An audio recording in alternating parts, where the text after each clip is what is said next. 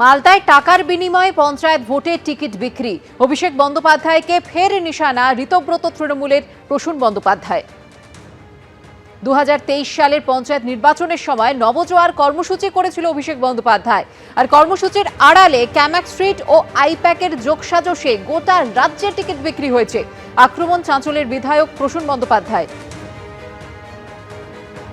2023 সালে কোন এক বিরাট নেতা তিনি নবজোয়ার করেছিলেন না, বিরাট, যদি ওর গ্রাম থেকে ওর নাম জমা পড়ে তাহলে আগামী দিনে পঞ্চায়েতের টিকিট নাকি উনিই পাবেন, বলা হয়নি? তিনি শুনেছিলেন তো আপনারা? কি হলো? গোটা পশ্চিমবঙ্গের টিকিট বিক্রি হতে শুরু করলো পঞ্চায়েতে, হয়নি? বলুন হয়নি? টিকিট বিক্রি হয়েছে পঞ্চায়েতে 2023 সালে এই আইপ্যাকার এই ক্যামাক স্ট্রিটের যোগসাজশে। আর মালদা জেলার কথা তো ছেড়েই দিন, চুরি তো হয়নি, ডাকাতি হয়ে গেল। পঞ্চায়েত নির্বাচনে কারোর বিরাট লাভ। পঞ্চায়েত নির্বাচন হয়ে উঠল তৃণমূল কংগ্রেসের নেতাদের কাছে, একজন নেতাদের কাছে ব্যবসা, বড় ব্যবসার সুযোগ। জেলা থেকে টিকিট দেব, টিকিট দেওয়ার আগে টাকা নেব, নিল, যাকে টিকিট দিল হারলো জিতলো, তারপরে বললো যে তোকে প্রধান করবো, কর্মধ্যক্ষ করবো, আবার টাকা দে, দিল, থাকার জন্য টাকা, সব কিছুতে টাকা টাকা টাকা টাকা করে মানুষ ভাবলো যে তাহলে কি মালদা জেলায় তৃণমূল কংগ্রেস করতে গেলে টাকার ব্যাগ নিয়ে ঘুরতে হবে না তার পিছনে? গা বাঁচাতে বলছেন কটাক্ষ ছুড়ে দিয়ে বক্তব্য বিজেপির। আমরা এগুলো মানুষের কাছে প্রথম থেকেই তুলে ধরছিলাম যে এই চুরি চলছে এবং যতই রাজনৈতিক পদ তৃণমূলে আছে সেই পদগুলো পয়সার মাধ্যমে বিনিময়ে এগুলো বিক্রি হয়েছে। মানুষ বিশ্বাস করেনি। আজকে উনি তো তৃণমূলের প্রার্থী, উনি নিজেই বলছেন, তার মানে আজ মানুষকে বিশ্বাস করতেই হবে যে তৃণমূলের টিকিট বিক্রি হয়েছে। আমরা মানুষের আশীর্বাদ পেয়েছি, বাংলার মানুষকে বলছি যে আমাদের উপরে ভরসা করুন, আমাদের মধ্যে এসব বিক্রি সিক্রি হয় না। অভিষেক বন্দ্যোপাধ্যায়ের সাংসদ অফিস ভাঙায় আপাতত স্থিতাবস্থা জারি করল কলকাতা হাইকোর্ট। অর্থাৎ পরবর্তী নির্দেশ না দেওয়া পর্যন্ত চালানো যাবে না বুলডোজার। ভবন ভাঙার আড়ালে আসলে চলছে চুরি। পুলিশ ও বিজেপির একাংশকে নিশানা করে আক্রমণ শানালেন অভিষেক বন্দ্যোপাধ্যায়। চোর তো লোককে চোরই ভাববে বলে পাল্টা কটাক্ষ করেছেন সুকান্ত মজুমদার।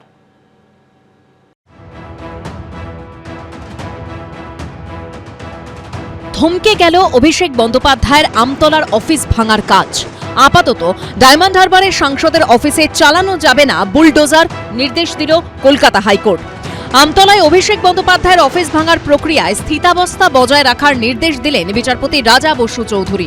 দক্ষিণ 24 পরগনা জেলা প্রশাসনের নির্দেশে শনিবার থেকে শুরু হয় আমতলার সাংসদ অফিস ভাঙার কাজ। রবিবারও সেখানে পড়ে হাতুড়ির ঘা, যার বিরুদ্ধে আগেই সরব হয়েছেন অভিষেক বন্দ্যোপাধ্যায়। যারা বলছেন অবৈধ, 15 তারিখ হিয়ারিং এর জন্য ডাকা হয়েছিল, সেখানেও আমাদের প্রতিনিধিরা গেছিল এবং কিসের বেসিসে কমপ্লেনটা ফাইল হয়েছে সেই কমপ্লেনের কপি জেলা প্রশাসন দিতে পারেনি। আর এই ঘটনা ঘিরে জলগড়ায় আদালত পর্যন্ত। বুলডোজার অ্যাকশনের বিরুদ্ধে কলকাতা হাইকোর্টে মামলা দায়ের করে লিপস অ্যান্ড বাউন্স। মামলাকারীর আইনজীবী কিশোর দত্ত সওয়াল করে জানান, আমতলায় অভিষেক বন্দ্যোপাধ্যায়ের দপ্তরের একাংশ ভাঙার আগে ওই ভবনের মালিককে শুনানির জন্য কোনো নোটিশই দেওয়া হয়নি। রাজ্য সরকারের তরফে পাল্টা সওয়ালে অ্যাডভোকেট জেনারেল সুরজিৎ নাথ মিত্র বলেন, গত 13 জুন জানানো হয়েছিল কোন আইনের ভিত্তিতে ভাঙা হচ্ছে। ওই নির্মাণের কোনো অনুমোদন ছিল না। ছুটির দিনে কোর্ট বসিয়ে অন্তর্বর্তী স্থগিতাদেশ পাওয়ার চেষ্টা হচ্ছে। লিপস অ্যান্ড বাউন্সের আইনজীবী পাল্টা সওয়াল করেন, পর্যাপ্ত সময় না দিয়েই ভবন ভাঙার কাজ শুরু করা হয়েছে, এত তাড়াহুড়োর কি ছিল? বিচারপতি রাজা বসু চৌধুরী দক্ষিণ 24 পরগনা জেলা পরিষদের আইনজীবীর কাছে জানতে চান ভবন ভাঙার কোনো নির্দেশের কপি দেওয়া হয়েছিল কিনা। জবাবে জেলা পরিষদের আইনজীবী বলেন, কোনো অনুমতি ছাড়াই ওই ভবনে 6.5 মিটারের বেশি উঁচু নির্মাণ করা হয়, যা বেআইনি। শেষ পর্যন্ত সব দিক খতিয়ে দেখে আমতলার ভবন ভাঙার উপর 31 জুলাই পর্যন্ত স্থিতাবস্থা বজায় রাখার কথা বলেন বিচারপতি রাজা বসু চৌধুরী। অর্থাৎ হাইকোর্টের পরবর্তী নির্দেশ না পাওয়া পর্যন্ত সেখানে নতুন করে কিছু করা যাবে না। সাময়িক স্টে অর্ডার, নেক্সট ডেটে এটা শুরু হয়ে যাবে। আমি আশা করি বিচার ব্যবস্থার উপর আমার ভরসা আছে। ওয়েস্ট বেঙ্গল পঞ্চায়েত অ্যাক্ট অনুযায়ী এটা হচ্ছে পুরো বেআইনি বিল্ডিং। আর অভিষেক ব্যানার্জির এত জ্বালা কিসের? ওইটা তো আর ওর জমি নয়, ওইটা ওর বাপের জমি। এদিকে রবিবার অভিষেক বন্দ্যোপাধ্যায়ের আমতলার অফিসের সামনে দেখা যায় আসবাবপত্রে বোঝাই হয়ে গেছে ট্রাকের পর ট্রাক। যে অভিষেক বন্দ্যোপাধ্যায়ের তরফ থেকে যা বলা হচ্ছে সেটাই এখনো পর্যন্ত নিশ্চয়ই যুক্তিগ্রাহ্য। যারা ভাঙার ক্ষেত্রে যতটা তৎপরতা দেখালেন তারা তার সাপোর্টে যে নথি বা ডকুমেন্টস বা প্রামাণ্য, তো সেগুলো নিশ্চয়ই তারা আজকে কোর্টে দেখাতে, তার থেকে অভিষেক বন্দ্যোপাধ্যায় যুক্তি শক্তিশালী ছিল, সেই কারণেই কোর্ট আপাতত স্টে করে দিয়েছে। যদি বেআইনি থাকে তাহলে অ্যাডমিনিস্ট্রেশন তার ব্যবস্থা নিয়েছে, এবার তারপরে কোর্টে গেছে। এবার এটা এখন যখন কোর্টে গেছে, এটা কোর্টের বিষয়ে তো আমরা আলাদা করে কিছু বলতে পারি না। কোর্ট যা রায় দেবে সেটাকেই মান্যতা দেওয়া হবে। অভিষেক বন্দ্যোপাধ্যায়ের ছবি দেওয়া বিভিন্ন জিনিস থেকে শুরু করে গাদা গাদা শাড়ি ধুতি ভরা হয়েছে পরপর বস্তায়, একই সঙ্গে রয়েছে পেটি পেটি নথি। অভিষেক বন্দ্যোপাধ্যায়ের অফিস থেকে বিভিন্ন রকমের যে ফার্নিচার সেগুলোকে একেবারে এখান থেকে বাইরে বার করে নিয়ে যাওয়া হয়। পাশাপাশি এখানে দেখতে পাচ্ছি যে অভিষেক বন্দ্যোপাধ্যায়ের এই যে অফিস রয়েছে আমতলা, সেখান থেকে হচ্ছে কিন্তু বিভিন্ন যন্ত্রপাতি বার করা হচ্ছে। যেমন এই যে যন্ত্রপাতি নিয়ে যাওয়া হচ্ছে এখানে, এবং দেখা যাচ্ছে একটা ইকুইপমেন্ট র্যাক এখানে রয়েছে, যেটা হচ্ছে ফাইবার টার্মিনাল এর ওপরে গোয়াটা চলে, সেই ইকুইপমেন্ট র্যাক এটা কিন্তু অভিষেক বন্দ্যোপাধ্যায়ের আমতলার অফিসে, সেটাও একেবারে যে তার কানেকশন সেই সবটা কেটে এখান থেকে নিয়ে যাওয়া হচ্ছে। আর এই ঘটনাকে হাতিয়ার করে সমাজ মাধ্যমে আক্রমণ শানালেন অভিষেক বন্দ্যোপাধ্যায়। ডায়মন্ড হারবারের সাংসদ তাঁর আমতলার অফিসের একটি ভিডিও ফেসবুকে পোস্ট করে লেখেন, ভিডিওতে স্পষ্ট দেখা যাচ্ছে পশ্চিমবঙ্গ পুলিশ বিজেপির দুষ্কৃতীদের সঙ্গে মিলে ট্রাঙ্ক ভর্তি করে ল্যাপটপ, প্রিন্টার, গুরুত্বপূর্ণ নথিপত্র, টেবিল, চেয়ার সহ যাবতীয় জিনিস নিয়ে যাচ্ছে। এটা কোনো ভাঙচুরের অভিযান ছিল না, এটা আসলে পুলিশের পোশাকে সংঘটিত চুরি, যা আইনের শাসনের প্রতি চরম অবমাননা। অথচ বিষয়টি এখনো হাইকোর্টের বিচারাধীন। রাজ্য পুলিশের বিরুদ্ধে চুরির অভিযোগ করছেন, কারণ হচ্ছে উনি চুরি জিনিসটা ভালো বোঝেন। চুরি সম্পর্কে ওনার পিএইচডি করা আছে, অন্য কিছুতে ডিগ্রি না থাকুক, যে যেরকম সেরকম লোককে ভাবে, চোর লোককে চোরই ভাববে। তবে আপাতত কলকাতা হাইকোর্টের নির্দেশে বন্ধ রাখা হয়েছে আমতলার অফিস ভাঙার কাজ। পার্থপ্রতিম ঘোষ, সন্দীপ সরকার, অনির্বাণ বিশ্বাসের রিপোর্ট, এবিপি আনন্দ। লিপসন বাউন্সের নামে নথিভুক্ত জমিতে কিভাবে অভিষেক বন্দ্যোপাধ্যায়ের সাংসদ অফিস, ওই সংস্থার সঙ্গে কি যোগ ডায়মন্ড হারবারের তৃণমূল সাংসদের? আমতলায় বুলডোজার কাণ্ডে প্রশ্ন তুলল বিজেপি, পাল্টা জবাব এসেছে কালীঘাট তৃণমূলের তরফেও।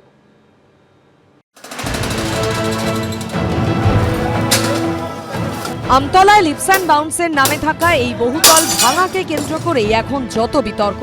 এখানেই রয়েছে অভিষেক বন্দ্যোপাধ্যায়ের সাংসদ কার্যালয়, যা কাগজে কলমে নথিভুক্ত লিপসান বাউন্সের নামে। সেই ভবনে বুলডোজার চলতেই আইনের দরজায় কড়া নাড়ল ওই সংস্থা, আর যার থেকে আরও একবার স্পষ্ট হয়ে গেল লিপসান বাউন্সের সঙ্গে অভিষেক বন্দ্যোপাধ্যায়ের যোগ।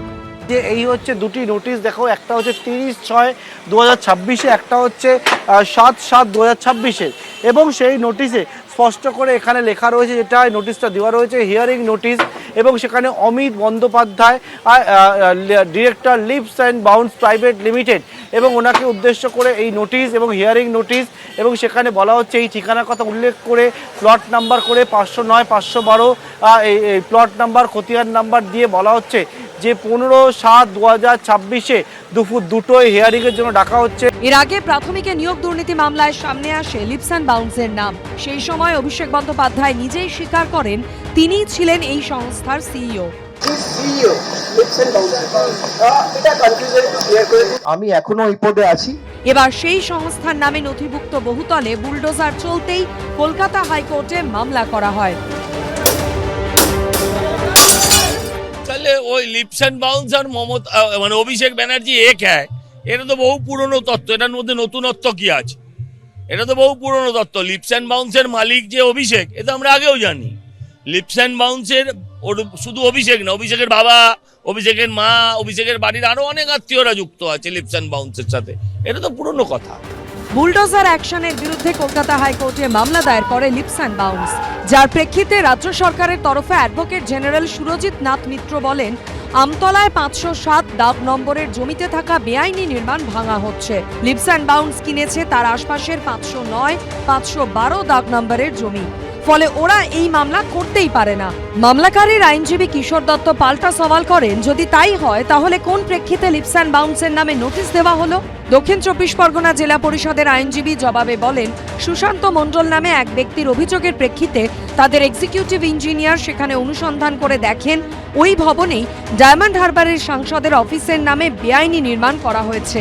রাজ্য সরকারের আইনজীবী হিসেবে অ্যাডভোকেট জেনারেল সওয়াল করেন, যেহেতু নিয়োগ দুর্নীতি মামলায় লিপস অ্যান্ড বাউন্সের বিরুদ্ধে ইডি তদন্ত করছে, তাই এক্ষেত্রে ইডির বক্তব্যও শোনা উচিত।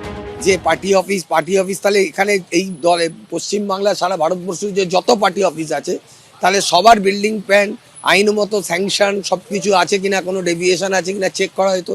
এটা যে রাজনৈতিক প্রতিহিংসা থেকে করা যাচ্ছে এটাই তার প্রমাণ, যে বেছে বেছে তৃণমূল কংগ্রেসের অফিসকেই ভাঙা হচ্ছে। এটা কিন্তু সম্পূর্ণভাবে রাজনৈতিক প্রতিহিংসার ব্যাপার। প্রশ্ন হলো, লিপস অ্যান্ড বাউন্সের জমিতে তৈরি ভবনে কিভাবে নিজের সাংসদ অফিস করেছিলেন অভিষেক বন্দ্যোপাধ্যায়?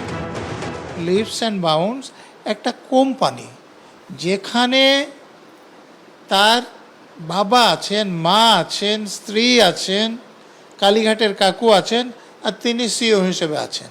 অতএব তাদের পরিবারের এবং তার এটা একটা কোম্পানি, এবং কেন্দ্রীয় তদন্তকারী সংস্থা অনেক দিন আগেই বলেছিল যে এতে অনেক বেআইনি লেনদেন আছে।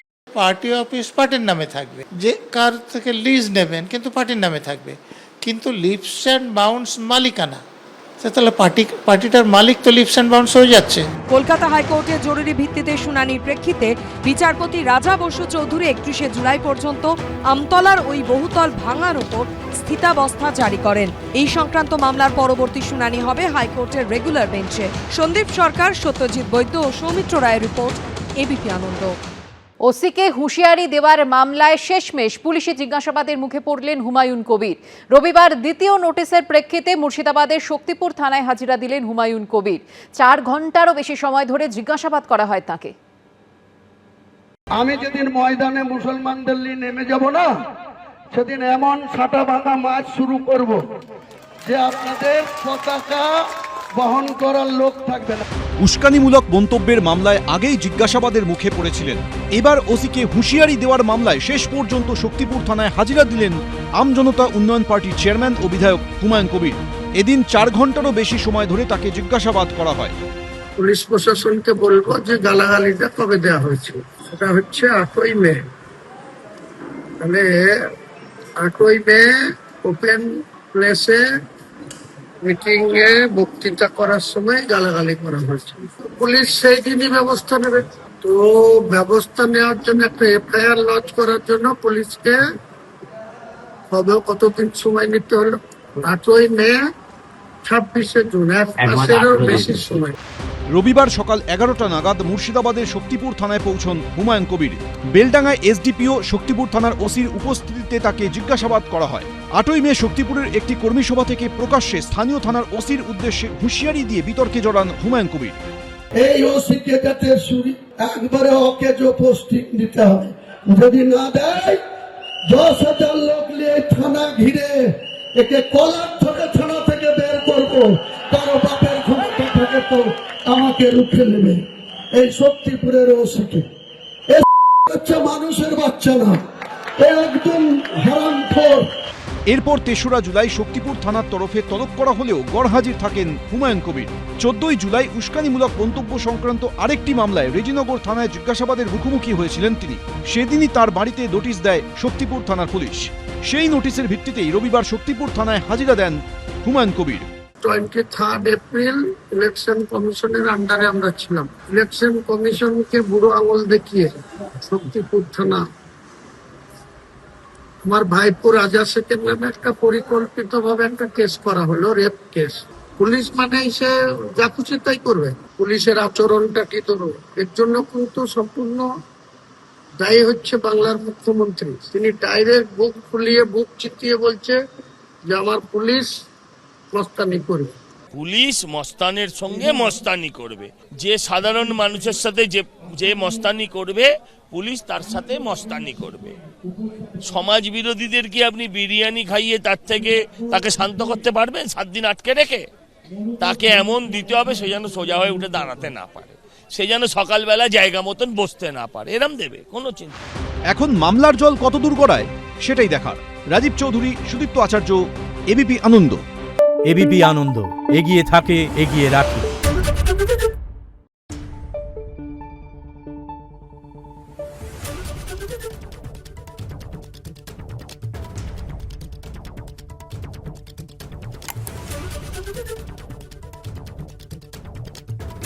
Thank you.